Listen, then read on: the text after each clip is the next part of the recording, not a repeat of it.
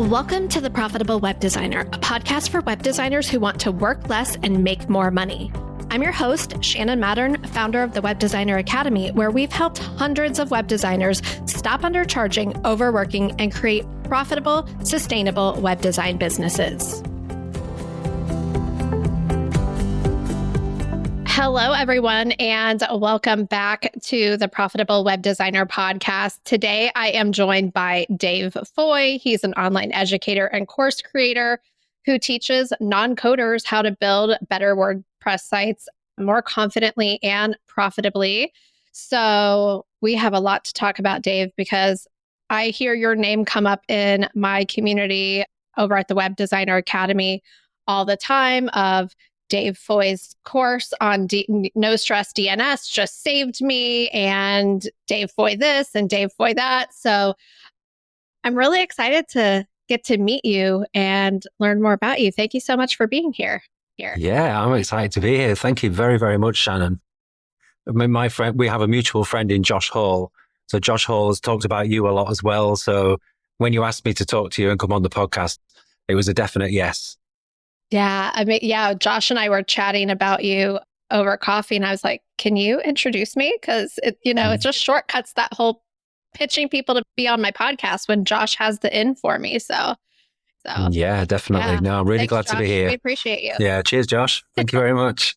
So I would love to start off with a little bit about your background and your journey to becoming an online educator. I was brushing up on you before starting this interview, but I know our listeners would love to hear more about like your background and your origin story and journey to like what you're doing today. Yeah, that's fine. I started out actually as a teacher. So I started out as a classroom teacher teaching like fairly small children, sort of age 5 to up to about the age of 11 in the UK. And that was back in the 90s into the kind of early 2000s. And I absolutely loved teaching. Teaching was my passion. I was very, very, very good at it. Long story short, I just got completely beaten down by bureaucracy, targets, government, intervention, all that kind of thing. And I got to a point where I thought, I love the teaching, but I hate all the stuff that comes with this job. I could tell you some really horrible horror stories, but I'll keep it positive. So I got to the point where I thought, right, well, I don't know how old I was at the time, late 20s, early 30s. I thought, I cannot sit in a classroom complaining about this job until I'm 65 or whatever. So I'm going to do something different. So I'd actually had quite a passion for web design in the background. I'd been building websites for myself and for my band. And there was an early kind of photo sharing site that I built for my friends. We would go out clubbing and we'd all take photos. This is way before the days of Flickr and Facebook and everything else. Thank goodness. And so I built this kind of little private photo sharing site for us. And I absolutely loved it. And the thing that attracted me to web design was I really liked the idea, at least, of like the creativity and building something and the real kind of just the reward of actually creating something. And I laugh at myself now when I think about it, but the idea of actually finishing a job, a website is never, ever finished. And I know that now. But at the time, I believed that you would do the whole thing and it would be done and it would be something you could be proud of, which was something in classroom teaching I'd lost. That you could never finish anything. You were always just being constantly kind of cut short and couldn't actually really do the job that you wanted to do. So I, rather foolishly, I suppose, just threw the teaching up in the air and went into web design and taught myself really just on the job, pretty much. I really had absolutely zero, I think probably like most of the listeners, zero experience in business or marketing, making money, selling anything to anyone. I really wanted to make things. And what I liked the idea as an introvert, what I really liked the idea of was spending time on my own, nice peace and quiet, just making these lovely websites and delivering them and not having to kind of sit in an office with a load of other people. So although when I first started, my idea was to get a job, I would learn the job. I would get a job in an agency and that would be my path. But the pull towards actually running my own show and being able to kind of set my own agenda and everything else was huge. That's just something that I really, really wanted to do. So I really did that for the next 16 years, built websites for people, ultimately kind of went into helping people with marketing and email marketing and some SEO as well. I got to the point around 2016 when I had sort of lost the love for doing client work, really, because it was, and this is something that I know is your specialism. So, but I got to the point where I was in that constant grind of trying to find the next project, trying to just really working from project to project, hour to hour. And I had at the same time had the kind of the pullback to teaching as well. So all the way through that 16 years, I realized after a while that it was on an 18-month cycle. Every 18 months, quite predictably in the end, I would get this enormous urge, pang to teach again. And I would berate myself. It's like, why are you not teaching? You know, you've got this great talent. Why are you not doing it? You should be doing it. And so every 18 months, I would contact one of my old head teacher colleagues, the heads of the schools that I used to work in and say, would you mind giving me some work? We call it supply teaching in this country, but you know, where you go in and you kind of cover for teachers who are away or anything else, you know, and I'd like to get back into the classroom again. I would spend an hour, 5 minutes, 5 minutes in that classroom and think, no, I want to be back building websites in my own space. Thank you very much. So, but it got to that point in 2016 where I thought I really, really have to teach. It was just something that just would not let me alone. So I ultimately, it took me surprisingly long time, but ultimately I had the amazing idea to teach and do the web design at the same time, you know, just bring those two things together and actually teach web design online. So by that point, I knew how to do the website stuff. I'd worked on many, many, many projects with other kind of like creatives, designers, marketers, all kinds of people who weren't website developers. And when I learned to make websites, it was all hand coded. I'd learned how to build them by hand. So I was the bottleneck. All these projects working with designers and creatives and copywriters and marketers who were desperate just to get the damn landing page out and start making money. I'd be like, well, yeah, I'll put you on my list. I'll get back to you in 2 weeks. I was the developer bottleneck. And they had all gone away and essentially kind of circumvented me and learned how to use these kind of WordPress page builders that were coming out at the time. And they were off building their own landing pages themselves, which I thought was rather rude.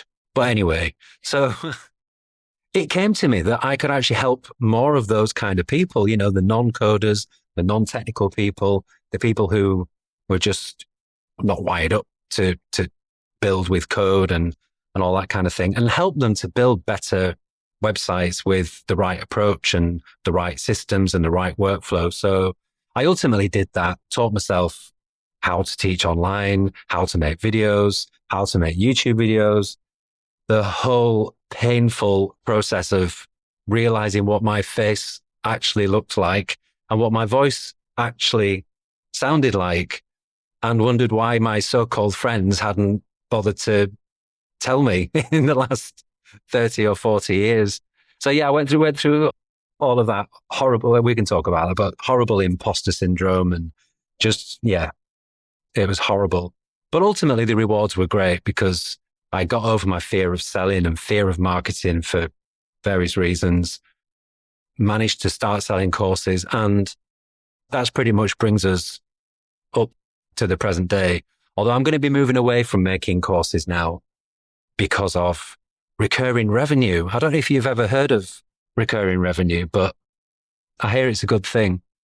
So many good things in there that I want to talk about. But yes, I do. I have heard of this recurring revenue thing, and we're doing a whole summit on it. In fact, by the time this interview comes out, that summit will have been complete. But your story resonates with me so much, where I was not in education, but I was in a job where I had a moment one day where I was like, I am 35 years old and I cannot see myself doing this at 40 or 50 or 60. Like, I cannot just come to this beige windowless office for one more day and create another spreadsheet no one's going to look at and tell someone to like plug their monitor back in because it's not broken. It's just the cable's loose. And you just feel like you want to have so much more impact.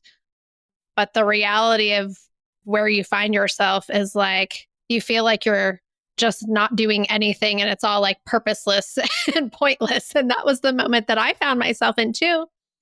And I had learned web design on my own, self-taught, just through being the one that was like determined to solve certain business problems at work. You know, I was in the marketing department, but I was like the IT person in the marketing department. I was like the MarTech person. And so anytime we needed to, I'm sorry, Dave, but I was the one that would like not wait on the tech person to like do the thing for me. I'm like, okay, I'm just going to figure out how to do this myself faster. And I taught myself WordPress very early on. And then it just kind of became my little like secret back pocket superpower for so many things. And then, very much like you, I was doing client work that I did not understand how to run a business, how it was different than like, oh, now I have 10 clients and I'm letting them all treat me like they're my boss and I'm their employee. And this is so unsustainable. And how am I ever going to make money with this? And then shifted to, I heard of this guy, Pat Flynn. Maybe you've heard of him. I know Pat Flynn very, very well. Yeah. Not personally, but yeah. Who was teaching people how to set up their blog. And he was teaching it for free and he was making money from affiliate income. And I was like, well, I could do that. Like, I have this way I do this. I could teach people how to set up their domain and hosting and set up WordPress and all of this stuff and just get my affiliate commissions. And then I don't have to sell anybody anything. I just get to teach this stuff for free and make all my money off the back end. And so I created a totally free WordPress training, teaching people how to like set up all of the things. And then people were signing up for my free training. And then they're like, this is great. And also, I don't care. I don't want to do it myself. Can I hire you to do this for me? And I was like, I can't repeat how I was doing it before. The only way I will do this for them is if I fix my packages, pricing, boundaries, all of that stuff, and figure out a profitable, sustainable way to do that. And so eventually I did. And that kind of like led me to being able to blend the two, finally quit my day job and go all in on that. And then I realized like, I love other web designers were like, how do you do that? And I'm like, well, I'll teach you. And I really love teaching web designers how to get out of the trap that I was in before, that it sounds like you were in before, that just grinds you down and burns you out and makes you not want to do client work. Clients need people who want to do client work. And there's a way to do it that isn't going to like just steal your soul from you, but it doesn't come naturally. I don't think, maybe to some people it does, but it didn't come naturally to me. So your story just really resonated with me because a lot of the things that you were talking about, I'm like, oh, I have been there. That's what I wanted too. I wanted to help other people. And so I just feel like we're kindred spirits in that regard. It's funny you mentioned Pat Flynn because I remember when I had the vague idea to do something online, kind of bring this teaching online and teach web designers. And it was the vaguest of ideas at the time. I remember every day, practically, I would go for a long, long walk, a good hour or two. I remember the route I would take and I would just listen to Pat Flynn's podcast. Yeah. Episode after episode. I would actually tend to skip the big names, the Amy Porterfields and the Tim Ferrisses and all those people, and zero in more on just the ordinary people who had just found themselves in a position where they're like, I've got this passion, expertise. Usually, here's a thing that I've just fixed for myself. But wow, there are loads of other people that happen to have that same problem as well, and I can fix it for them as well. And I used to find those stories so, so inspiring. I feel like I have a lot to thank Pat Flynn for, even now. Yeah, me too. And I remember the niche, I suppose, that I went after was the woman just like me who woke up at 35 at her dead end day job one day and was like, this cannot be what I do for the rest of my life.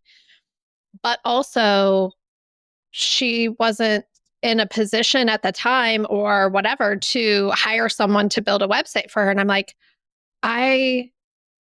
to me, I'm like, this is so easy. Like, it's not complicated at all. Just push these buttons in this order and I'll tell you them. And I don't need to explain to you what a widget is and a plugin is. I'm just going to tell you what to do. And I was like, I want them to have the freedom that I'm having. And that's really what was driving me was I had solved this problem for myself. I wanted to solve it for other people. And yeah, so I think that desire to help other people solve a problem, I think, is the crux of every successful business idea, isn't it? Whether that's something that's like one to many, like the kind of thing that I'm doing, or whether it's one to one, if you're working directly with clients, that desire to help somebody fix a problem, get over a hump and achieve a better outcome. So yeah, I think, I know for me, we may be skipping ahead slightly here, but I know for me that realization of the fact that you kind of have, I had problems with selling a service, selling my web design services way, way back. I think my first website I sold to a school that I used to work at because I was kind of figuring it out on the job. But I must have charged them about probably the equivalent of about $300. Now, we're going back 20 something years, but still, no, it was a very, very low amount of money. I just felt absolutely terrified of asking people for anything, really. And it's actually only when I started to do the teaching online thing and got to the point where, oh man, I'm going to have to sell something to, hopefully, fingers crossed, lots and lots and lots of people. You'd better get good at asking people for money. And I think it was, can't remember who it was exactly. It may have been Pat Flynn partly. It may have been somebody called Mariah Cos as well. I don't know if you've ever come across Mariah Cos. I have, yes. I worked with her. Yeah. Oh, really? Well, Mariah was a really big inspiration. I structured my Web Designer Academy course was based on her teachings of how to structure like a course that can serve a lot of people. Oh, awesome. But also be high touch. Yeah. Yeah. So that's where I started as well. I landed, I don't know how I discovered Mariah. She just was around a lot at the time. I think I'm going back to about 2016. Yeah. But she was just one of those, there were an awful lot of, what do you call them? Bro marketers who just, the Lamborghinis and the whole thing just turned me off completely. It's like, no. And Mariah was just a normal person who was enthusiastic about sharing her knowledge. But I remember the thing that she used to say is that if you have the ability to help other people in some way, if you've got the ability to help them, it is your duty to charge money and good money, because that's the only way that you can actually serve people and stay in business and continue to serve people is by charging what you're worth. And that for me was it sounds so simple when you say it out loud, but for me at the time, that was just such an enormous mindset game changer. Like, oh, wow, now that is something I can really, really get behind. And that changed everything for me. And as soon as I internalized that, I was more than happy to ask people for money, because I was thinking, is this going to help people? Is, somebody taking this course, in my example, going to get them the result they're looking for? And I was more than happy to ask for money. But I'd say that was the biggest sticking point for me for the best part of 16, 17, 18 years of being a web designer. Definitely. Me too. And I'm going to send this episode to Mariah because she truly shifted my mindset around that as well, because I was raised that you get a job and your employer decides how much you're worth. And I'm sure you were too. That's just how it is, like, or how I'm sure it's how it still is, but it's definitely how it was in the late 90s, early 2000s when I was graduating college and climbing the corporate ladder, and someone else is like telling you your value. And then you go into business for yourself and you have this employee mindset where you're like, if I do a good job and I follow all the rules and I try to figure out where I fit in the market and price myself exactly right, but nothing more and nothing less. And who am I to say that I'm worth more? Someone else tells me what I'm worth. So I'm just trying to pick the right price. And I was just like, I did not know any other way to think about it. And then coming across people like Mariah who kind of started shifting me. And then I just went on my own personal exploration of like money mindset to shift from it's not even about me at all. It's about what can you create as a result of working with me. And I also am allowed to charge profitably and sustainably for me, like you said, because if I don't, I won't be in business to help you. But even if I am in business and I'm burnt out and I'm resentful and I'm running myself ragged and burning the candle at both ends, I cannot provide you with the level of service that you deserve. My brain is not functioning at the capacity that it could be if I was not overworked and all of that. And so I was just like, this is a whole new way of thinking that, of course, my employer would never want me to think this way because then I would demand more from them. Exactly. That's the key. Ding, ding. So you almost feel like you're like, not to be so dramatic, but like you've come out from under the spell of the brainwashing of what it takes to stay in corporate and be okay with it. And once you've broken free, or like you experienced, you could never go back. You try to go back every 18 months and you're like, I can't go back. Like, it's not worth the security or whatever is just not worth it because it's actually more, it's like you're trapped. That's how I felt anyway. Yeah, absolutely. That's it. Yeah, definitely nail on the head. So you did one-on-one client work for 16 years. And I know we have a full spectrum of people at different stages in their business journey listening to this podcast. But the question everybody always wants to know is, how do I get more leads? How do I get more clients? Where do I get clients? Shannon, tell me the magic way of getting clients. And so I'm always curious of anyone who comes on the show is like, what did you do to get clients in the early days? How are you growing your audience now? What are your like go-to tried and true strategies? Yeah. Well, it's important to make the point to start with. The way that I generated leads when I was a web designer, when I had my own small agency, was very, very different to how I operate now, without a doubt. I mean, really at the time, like I said, I had a fear of marketing and a fear of selling, really. And a kind of a mindset that was more like, I'm not a businessman. I'm not a marketer. I'm just a developer or a designer. And so I always really did it the worst possible way, which was just leaving it to chance.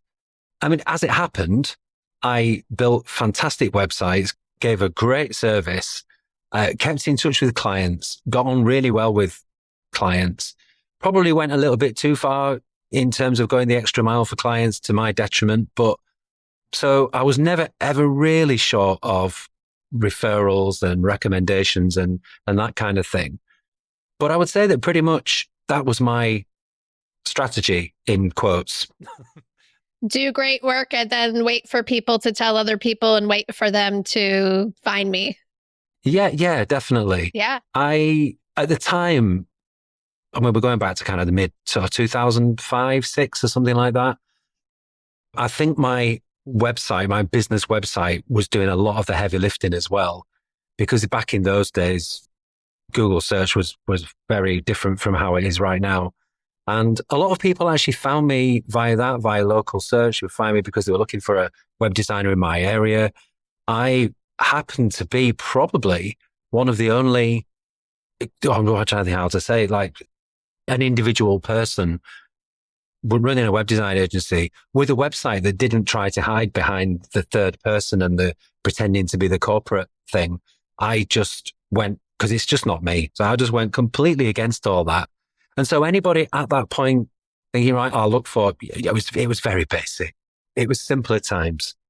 Web designer, my location, and you were pretty much faced with 2 or 3 really big guys. They had huge offices and lots of cars, all that kind of thing. And then there was me, who was just talking to people directly, personally, in the first person, making no attempt to pretend that I was anything else. And I think that actually attracted people as well. The other thing that I did again at the time, which I think is not really a strategy anymore, or a tactic anymore at least, but I actually did quite a lot of, I didn't really think of it as blogging so much as answering people's questions. So anytime anybody asked me questions, I don't know, about any aspect of web design or any aspect of how web design could help somebody grow their business or solve the business problems, I would write an article about it. And I don't think they're certainly not online anymore, but I don't think at the time there was anybody else really doing that. Again, it comes back to that thing that I wasn't particularly doing it for me as a strategy. I was doing it because I thought it'd be helpful. So this whole thing of, if you can take the focus off yourself and put it on other people, how might this help others who are asking these questions? So I think that stuff at the time, in a far less crowded market at the time, much, as I say, much simpler times, we didn't have, well, Twitter wasn't around then. Facebook had just probably started. So we didn't have the impact of social media at the time as well. But yeah, that's pretty much how I did it. That's how I attracted leads, was pretty much referrals, doing a great job, crossing my fingers very, very tightly, and just trying to charge a decent amount of money, which might hopefully tide me over until I managed to get the next project through the door. So that was in those days. I mean, what I'm doing now is a very, very, very different business anyway. You know, then I was working one-to-one. Now I don't do any one-to-one at all. I have dabbled with it, but I've dabbled with kind of like one-to-one coaching and that kind of thing, web design stuff. But generally speaking, I like the one-to-many model. I like the community aspect and things like that. So, but we can talk about how I find customers now and price and all that kind of thing, if you like. Yeah, because I think there are still parallels, right? Back when I was first starting out, I would just be like, someone say, "What do you do?" And I'm like, "Oh, I'm in marketing, but I also do web design on the side." And they would just be like, "Oh my gosh, you do? Do you, like, I need help, or my dad needs help, or my company needs help?" And it was that easy. But then as I started to get more and more into the online space, looking at this opportunity of like one-to-many, how do I build an audience for this affiliate marketing thing that I'm doing? It was still relationships, even though I didn't realize it, that it was still like meeting people who were serving the types of people that I wanted to work with, collaborating with them in some type of way, whether that was like teaching to their audience or doing a workshop or doing, like, we would do blog interviews back then, which was kind of like the precursor to my podcast. And really, it was still just like meeting people that was bringing me to my best clients and relationships that led me to opportunities and things like that. And so I never marketed my business on social media at all, even though it was in the heyday of like pre-pay to play, because I felt like an imposter. I'm very introverted. I never consumed social media. I don't consume it now anyway. And so it just never felt like an authentic strategy for me to get clients and market my business. So I never taught it. I always leaned on relationships. I still do. And so I think what I see now, though, is web designers trying strategies, like leaning on and relying on strategies that like you and I use now because we have a one-to-many business model. And they're trying to market a one-to-one business model in a one-to-many way and then feeling like they're lost and like they're not getting traction. When I'm like, all you have to do is just go tell someone you're a web designer and like you'll get your next client.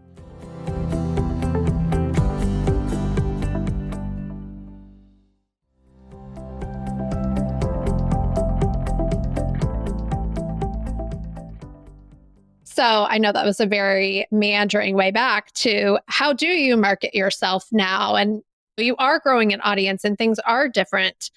What has shifted for you?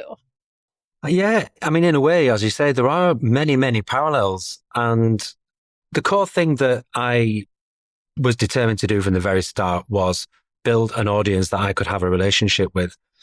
And actually, my goal wasn't ever, still isn't really, to scale.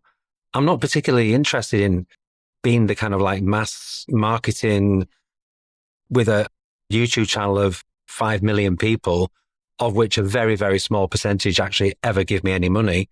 I would rather have a much, much, much smaller audience who I can really help, who really, I know all the names.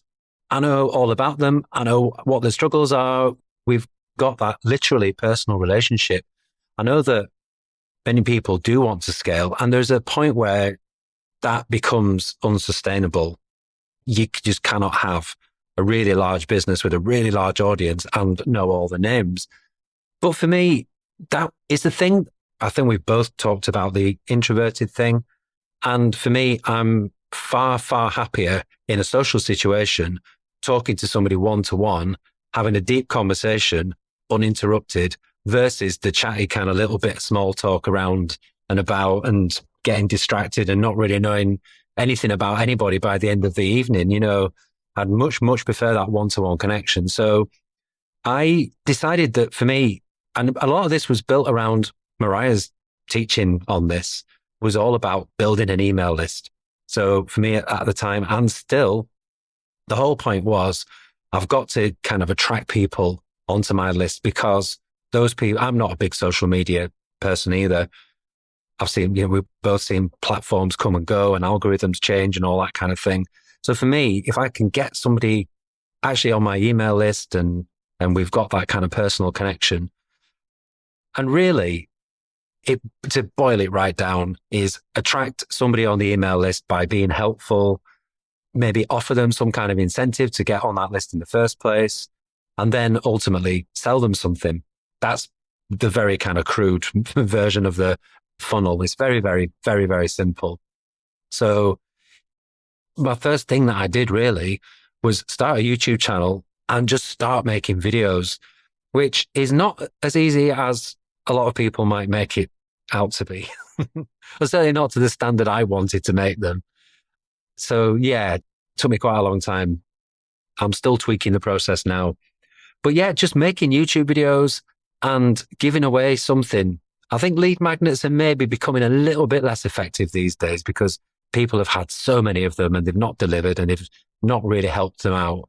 But for me, it's nothing fancy. It's just, I'll make a video and offer somebody just a really simple little cheat sheet based on the steps that we took, or a little checklist, or maybe an extra little video with just an extension of the thing that I've taught them in the main video.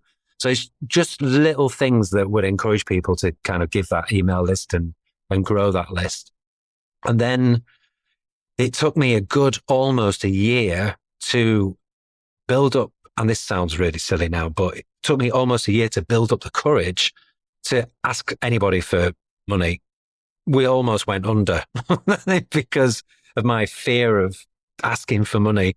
But I have always done the pre-sale method. This is again Mariah's thing of actually offering people to pre-order an idea for a course in order to determine whether people actually want that course, to validate the idea, which again, you can imagine for somebody who's got a fear of asking people for money, to ask people for money for something that does not exist yet is terrifying.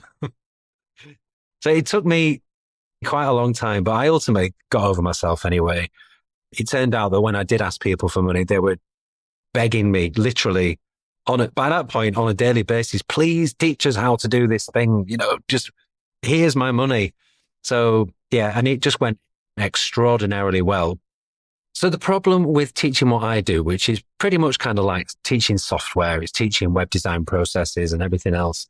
The problem with all of that is that the software changes all the time. As soon as you're done recording that video, it's changed. Yeah. Yeah. And what happens is, I've discovered, is that the people that make all this software, apps, plugins, they get together and all decide behind the scenes that they're going to make some massive changes just after I've recorded something. They do it on purpose. They did it to me too. Yeah. It's really, really annoying and they need to stop. But yeah, stuff changes all the time. So what I kind of realized, Mariah, of course, was teaching. I didn't do everything based on what Mariah told me to do, but one of the things at the time was the idea of this signature course, like a substantial course that was the answer to that big problem that audience was experiencing. And I tried to do that. So I'd make one course and then it would be obsolete. And then so a year later, I'd have to remake the entire thing. And it'd take me absolutely ages because I'm really slow. I soon discovered, which I've made peace with now. But yeah, I'm really slow. So it takes me a long, long time. And I'm a real perfectionist and it's got to be right and all that sort of thing. And I ended up, in hindsight, over the next 5-6 years, maybe, on a bit of a kind of a quite tiring, exhausting cycle of launching a course, pre-sale, big pre-sale, making that course, running maybe one or two other kind of big launches to get as much like income as possible. So big windfalls every 6 months or something like that with nothing else in between. Yeah. And then the damn thing would be obsolete again. So then I'd have to think, I cannot do this again for another, I just need to just lay down for 6 months. And then I'd finally build up the energy again. And so I have got to that point now where I have got to the end of that particular road of one-off courses, one-off big ass courses, I call them, with the launches, the one-off launches, and then it all shuts down for a while. I've got to the end of that. It has been fun, but I think there is a better way. There's got to be. Yeah. So we talked about recurring revenue at the beginning.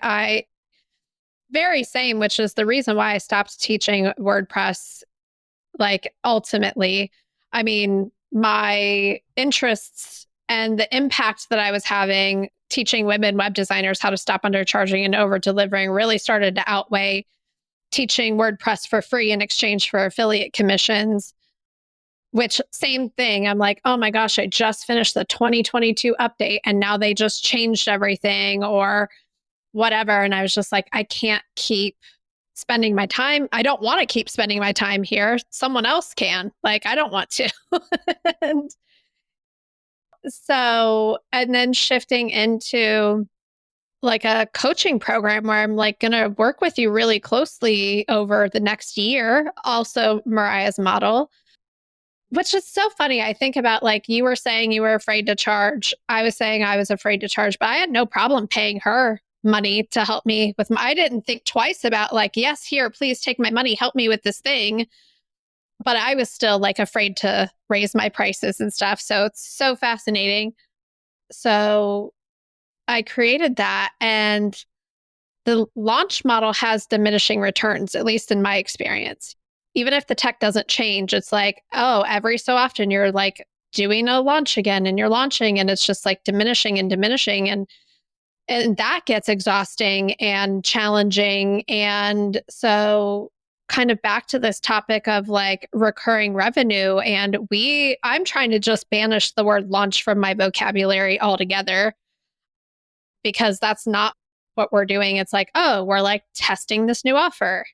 If it works out, then we'll offer it again. We'll offer it again and we'll leave it open. And all of that. But kind of back to what you were talking about earlier, shifting to a recurring revenue model, what does that look like for you? And how is that going to be different than the big ass course launch model that you were doing before? The talk of recurring revenue has been a kind of real thorn in my side for quite a long time, really, because it's something that I've resisted for various reasons. And I'm sure if I sat down with a therapist that they would give me lots of reasons why. But I think going back to being a web designer, I couldn't really see a way of having recurring revenue, which I look back now and I think that's just ridiculous. There are so many opportunities. It is absolutely ripe for recurring revenue, all the way from how you actually run the projects in the first place down to your care plans and everything else, all manner of different ways you can be paid on a regular basis by clients. But at the time I couldn't really see a way beyond just charge as much as you can get away with for projects and hope for the best.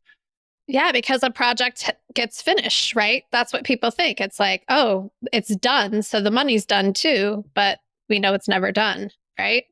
So it's a mindset thing, definitely. And then when I started to learn how to do the courses thing, and selling courses, the way that I learned how to do it was the big launch, the whole shebang, really, the one-off course model. And I suppose one of the things that I always have in mind when it comes to recurring revenue is, especially with what I'm doing now, the teaching thing, I don't know what you might call it, my energy levels or attention or whatever it is, tends to kind of ebb and flow a bit as well, which is probably partly because of the launch model. You do a big launch and you've got to lay down for 2 weeks and not speak to anybody because you're just utterly exhausted. It's like a massive buzz, huge stress, which is mostly enjoyable, and then crash for 2 weeks, pretty much. So that's probably got to do with it. It's quite ironic, really. But yeah, just the thought of, I know that my energy levels are up and down. And so well, not up and down, but they're just, like I say, they just ebb and flow. And my real worry is, if I'm going to be committing myself to something recurring and providing some sort of recurring value, I am going to have to be on a recurring basis as well. Can I promise to do that? Where in some ways, the idea of do a massive launch, I'm always supporting my students, right? So I'm always spending a chunk of the day supporting students, helping them out and everything else. It's not like I just disappear. But the thought of, if I do want to just go away for 2 months, then I could do, and I wouldn't have to worry because I've sold somebody a one-off course with pretty much no other commitments. So it was all of that kind of resistance, really, that's been there for so long. I remember talking to, I don't know if you've come across Troy Dean before. Troy Dean, the Aussie. I've heard the name, but I don't think I've consumed any of his content or anything. Well, Troy actually does a fairly similar thing to you, I suppose, in that he started off with, his business was called WP Elevation. And then WP Elevation eventually became Agency Mavericks, which is essentially helping. That's why I've heard of him. Yeah, essentially helping web designers find work and charge more and everything else. And he talks a lot about paid discovery and all kinds of things. But Troy's been doing it for a long, long time. Well, we collaborated on a course 8 years ago now, probably about 4 years ago.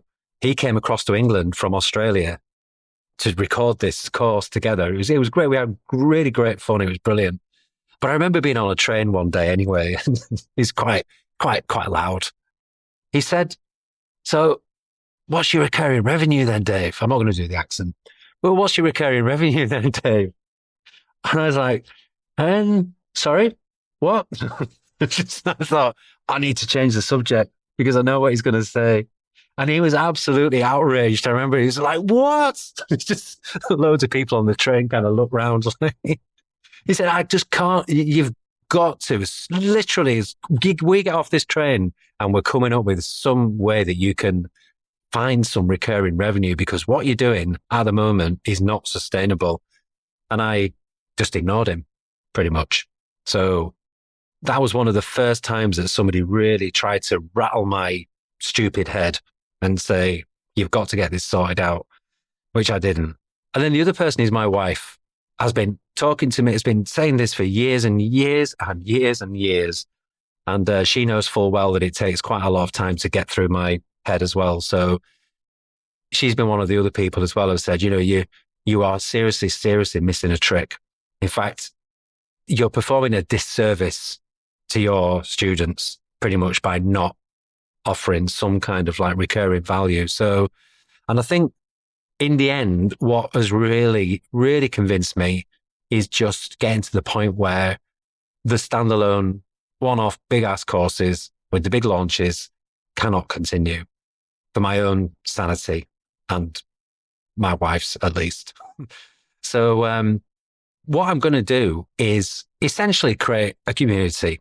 So rather than being one-off courses, create a community. It's going to be for a very, very specific kind of web designer, very specifically kind of like the non-coders, the non-technical, the people who pretty much frightened by all the kind of like developer-y.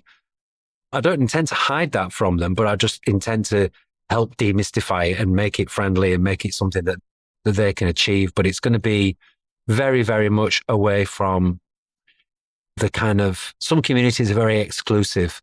They have a real kind of exclusivity and cliqueiness about them. And I want this to be, there is no silly question kind of thing.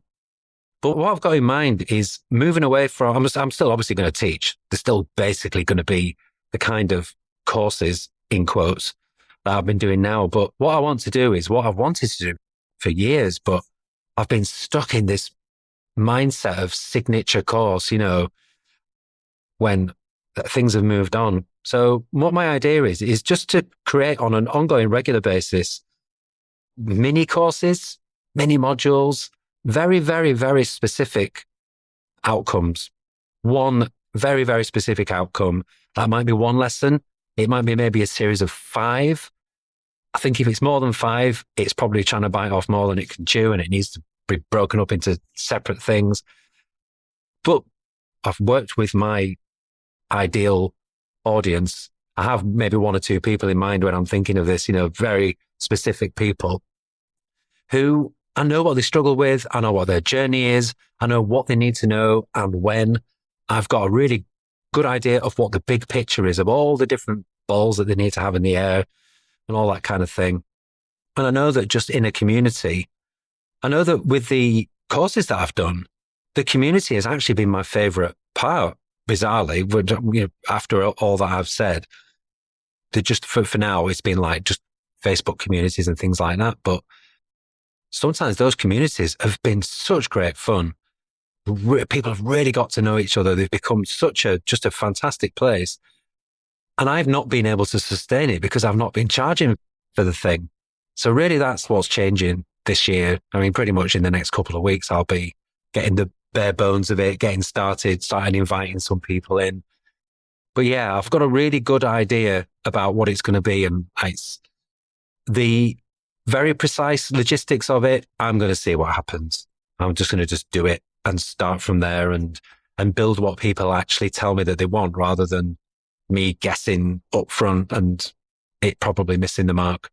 I totally love that model. And I can relate to a lot of what you said too, because I didn't realize the value of the community that I had built. I was just like, oh, whenever you offer a course, you just also put a community together, because that's where my team and I go to support you with your questions as you go. And I accidentally created a recurring revenue model because I had like a 12-month payment plan for my program. And then after a year, people were like, well, I don't want to go. Can I stay? And I'm like, yeah, sure, you can stay. And then you can keep paying me every month. And so it was like very accidental that I kind of like came upon recurring revenue. And then I did not value the community in my program as much as the people in the community valued the community. I did not realize what was going on. Like, I'm in there, I see everything, but I didn't realize the camaraderie that was happening. Oh, thank goodness this person asked this question because I was afraid to ask and they asked it for me. And now I feel like I'm being supported and I want to be in here and my confidence is building. And when she asks about feeling like an imposter. And like, I hear what Shannon says to her about that. Now I'm getting help. And I was like, oh my gosh, like this community is like a gift to everyone in this community. And I did not realize it. And one of the things that you mentioned, so we were chatting before, this will be a weird time to bring this up, but you and I were chatting before we hit record because you have this now page on your website. So davefoy.com/now. And I was like, oh yeah, let me just brush up on Dave before I hit record on this podcast. And you had mentioned that in 2024, you took a year off from drinking. And about 8 months ago, I decided like, I'm done with that. And the reason I bring this up now is because one of the reasons I think that upon reflection, I wouldn't have been able to tell you this 8 months ago, but upon reflection, the reason that I kept an arm's distance from my community is because I felt like I had to be on. And there were mornings that I didn't feel like I was on. Or so I wanted to kind of keep this thing a little bit separate because I'm like, oh, I feel cobwebby today. We went out last night. I don't feel like I'm on my A game. So therefore, if I don't fully embrace this thing, I can keep it at arm's length and have it be like a feature, but not like the thing that I really talk about. And so when I read that on your page, it just made me think because recently I've had a lot of like, I've gone to events or different things and I order a club soda and people are like, you don't drink? And I'm like, no. And then they get curious and they ask more questions. And I say, I had many realizations, but one of the realizations that I had was that I was scheduling my life around when I wasn't going to feel good in the morning. And the older I get, like it just kind of crept up on me, right? So I'm like 45. I'm not 20 anymore, you know? And it just crept up on me. And I haven't talked about this on the podcast, but when we were talking about like community and running a business and why we structure our businesses the way that we do, I can see in hindsight that some of the structures I put in place were so that I could manage something that was becoming unmanageable, for lack of a better description.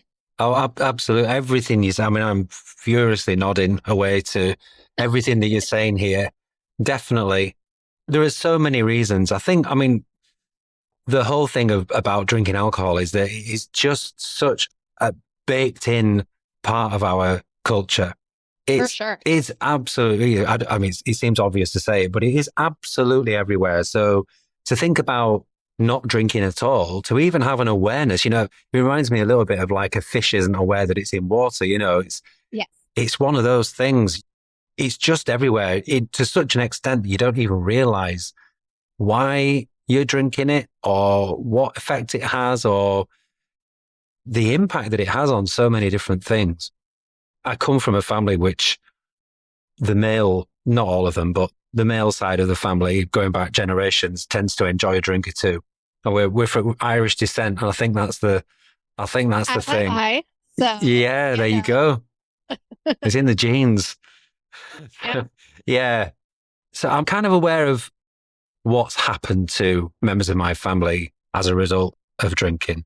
And I won't tell the whole story, but the very quick version is that my teens and even my 20s, I actually didn't really care less about drinking. I really wasn't that bothered.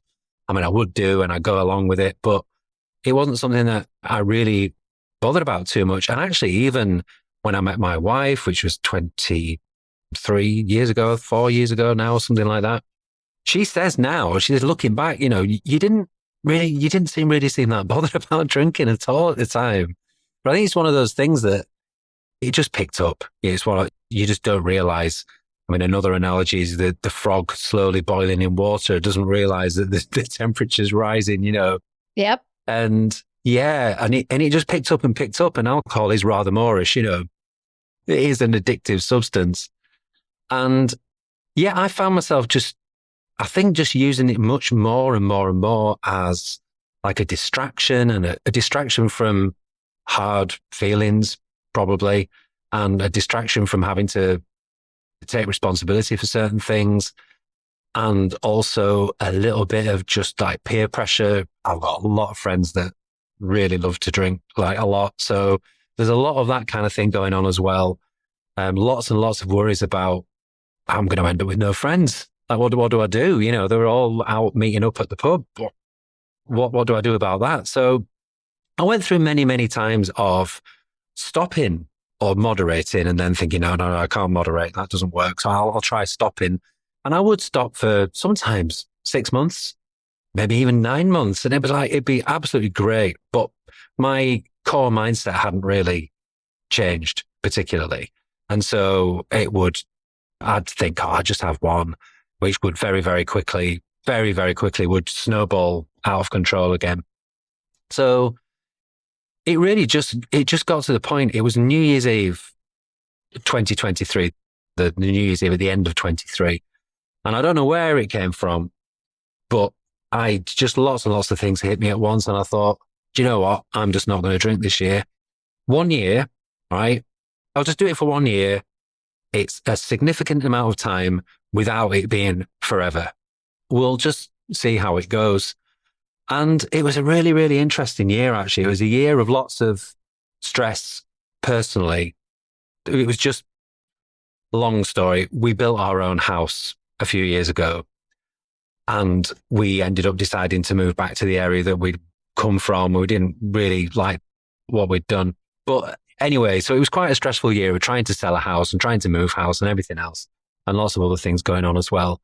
And so it's really interesting year of actually starting to, I do meditate like a lot, and I really get a lot of value from meditation, but not drinking really made me able over time, within about sort of 3 months, it took a while to actually be able to just dispassionately observe myself and just look at myself and just look at just the human, we'll get a bit deep really, but look at the human condition, which is just to want to constantly be distracted, constantly need to be not facing up to sort of emotions and feelings and the hard realities of life, really. And yeah, all the other things about how, wow, I went out last night with some friends and look at me, 8 o'clock in the morning, I'm off out for a walk, or I'm off out to the gym, or I'm on a call, or I'm smashing an email newsletter out and feeling good about it. Wow, this is pretty good.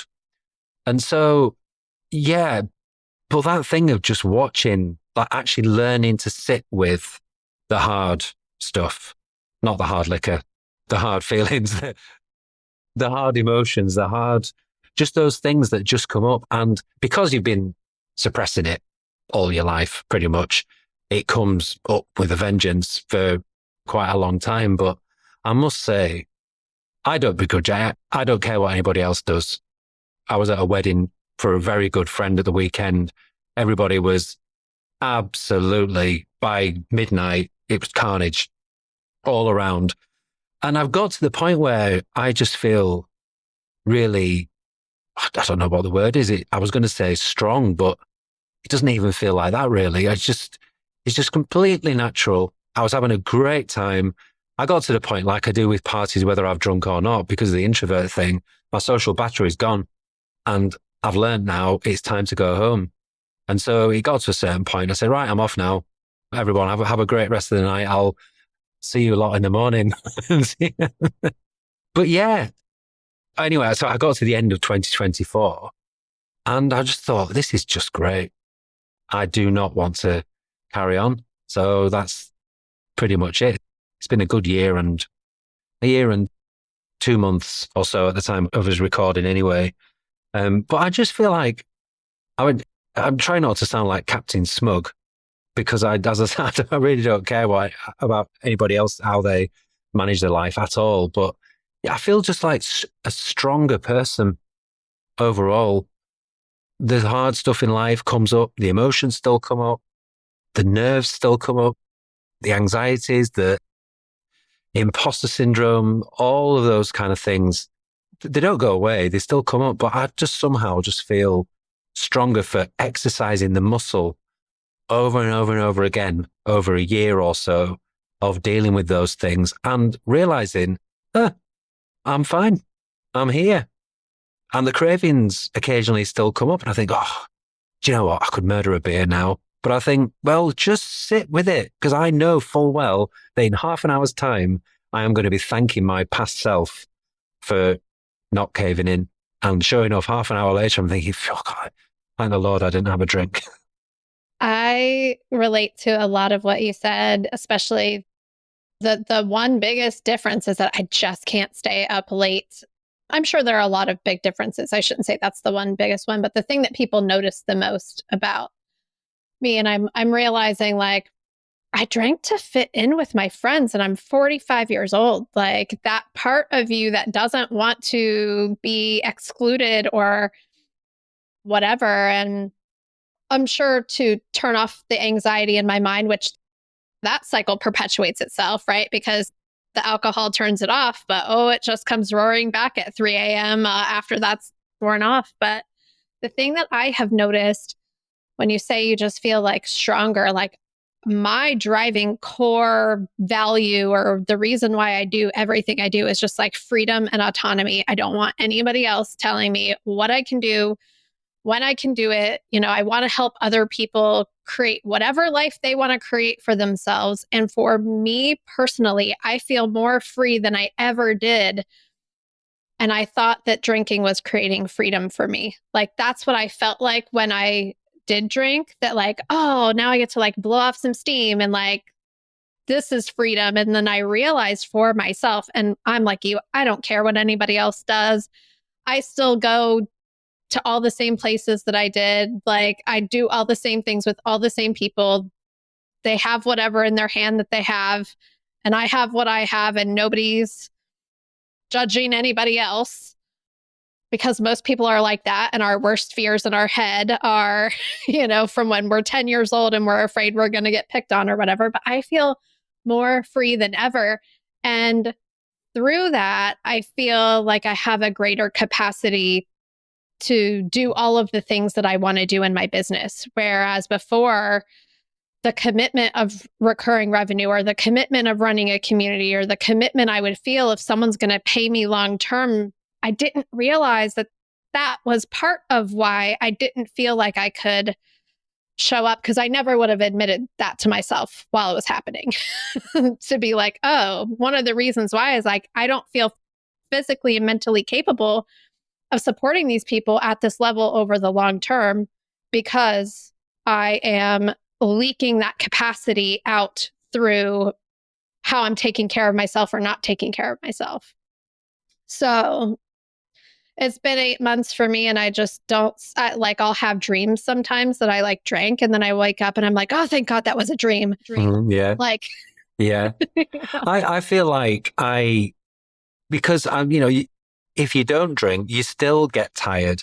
You still sometimes don't feel up to it for whatever reason, or you might get sick or anything else, which is fine. But I don't want the added complication of actually inflicting that on myself in the first place, really. And for what? I think now that if I thought, well, I needed the alcohol to help me socialize, for instance, well, I've realized that it's actually the same. I still struggle a little bit. I get into a big group of people and I do still struggle a bit. I still have a bit of the kind of anxiety but once I'm going, I'm absolutely fine. And that is exactly the same whether I've had a drink or I've not had a drink. And so what's the point, really? Yeah, I know. I'd have anxiety about it and be like, well, I have a drink, but I don't want to get too drunk. I don't want to think that I don't want them to, and it's just like, all of that chatter is just like gone. Yeah. And that was one of the things it's a beautiful thing. Yeah. But the one thing I realized was that I was constantly calculating.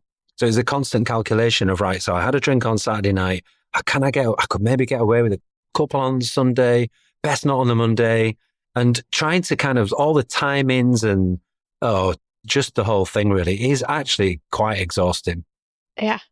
So good. I know we talked about so many different things and we're like over an hour. I could talk to you for 2 more hours. I know I was supposed to manage the time, but it was such a good conversation. I didn't want to stop. Can you tell everyone where they can go to learn more about you and what you're up to and get on your newsletter list so that they can be notified when you have some of these amazing ways that you help people come open for them to participate in? Yeah, thank you. Well, the main website is davefoy.com. It's in need of a little bit of an update at the moment because of the new direction with the memberships and all that sort of thing. But yeah, davefoy.com. And you can I think there's a link on there for newsletter. I've actually started, which seems to have been really popular, which I'm pleased about. I started a little thing every Friday called Foy's Friday 5 because I love a bit of alliteration. And I've been doing it I think I'm releasing edition number 7 tomorrow. And it's really just like 5 things for web designers that are just, useful, funny, thought-provoking, that kind of thing. It's going down extremely well. So, so I'm doing that on my newsletter at the moment. But yeah, that's there. And on my website, there's a link to my YouTube channel as well, which I'm making videos as well. So yeah, davefoy.com is a place to go.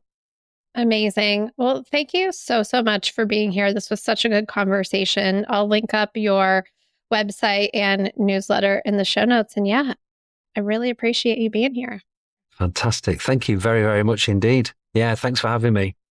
This podcast is part of the Sound Advice FM network. Sound Advice FM, women's voices amplified.